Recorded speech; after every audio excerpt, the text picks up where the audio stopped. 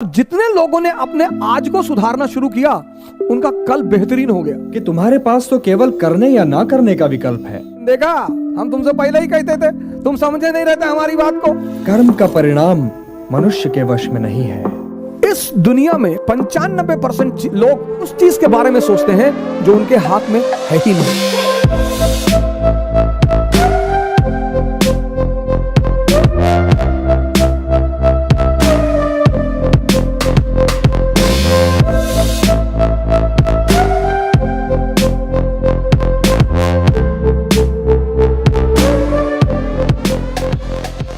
एक आदमी था चाइना में, उसके पास एक बड़ा जबरदस्त घोड़ा था।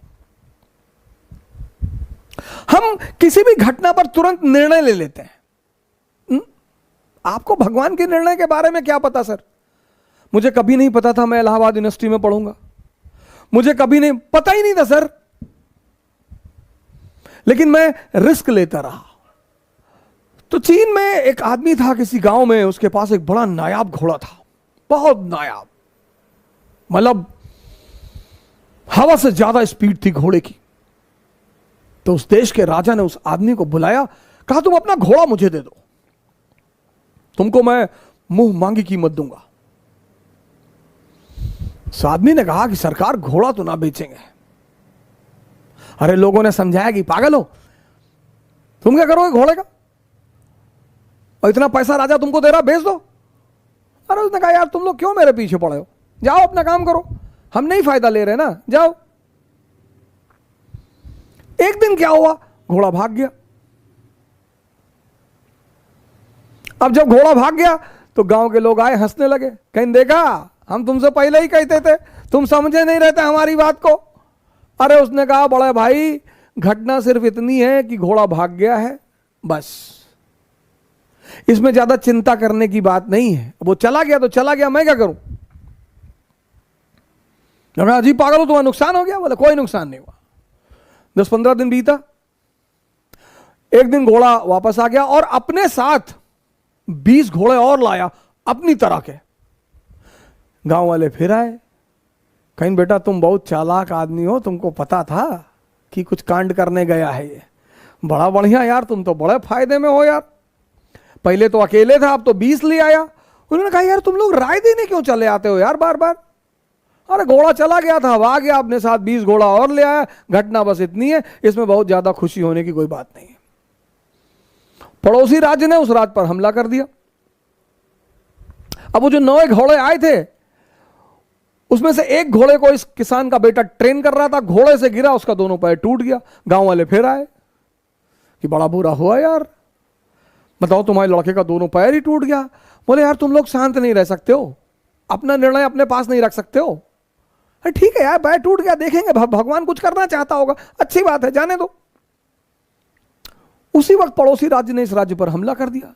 गांव के जितने भी जवान लड़के थे सब सेना में बुला लिए गए, सिर्फ किसान का बेटा बचा, क्योंकि उसके पैर टूटे हुए थे। इस दुनिया में, खासकर इस देश में, 95% लोग उस चीज के बारे में सोचते हैं जो उनके हाथ में है ही नहीं। क्या? फल। सर आपको पता ही नहीं कल क्या होने जा रहा है, तो जब हमें कल का पता ही नहीं तो हम आज में रहें। और जितने लोगों ने अपने आज को सुधारना शुरू किया उनका कल बेहतरीन हो गया, क्योंकि जो कल के बारे में सोचते हैं वो आज कुछ कर ही नहीं पाएंगे, और जो पास्ट के बारे में सोचते हैं वो कुछ कर ही नहीं। 2 लोग निष्क्रिय हैं। जो कल के बारे में सोचते हैं वो तो थोड़ा बहुत कुछ करेंगे भी, लेकिन जो पास्ट के बारे में सोचते हैं, हमारे पिताजी गवर्नर थे, रहे होंगे, बहुत लोगों के पिताजी गवर्नर थे। इस रहस्य को समझो पार्थ, कि तुम्हारे पास तो केवल करने या ना करने का विकल्प है, किंतु कर्म के अंत पर मनुष्य के अधिकारों की सीमा समाप्त हो जाती है। कर्म का परिणाम मनुष्य के वश में नहीं है, इसलिए केवल कर्म करो और कर्म फल की इच्छा न करो। कर्मण्येवाधिकारस्ते मा फलेषु कदाचन मां कर्म फल हेतुर्भूः माते संगोस्त्वा कर्मणि। केवल कर्म करो, कर्म।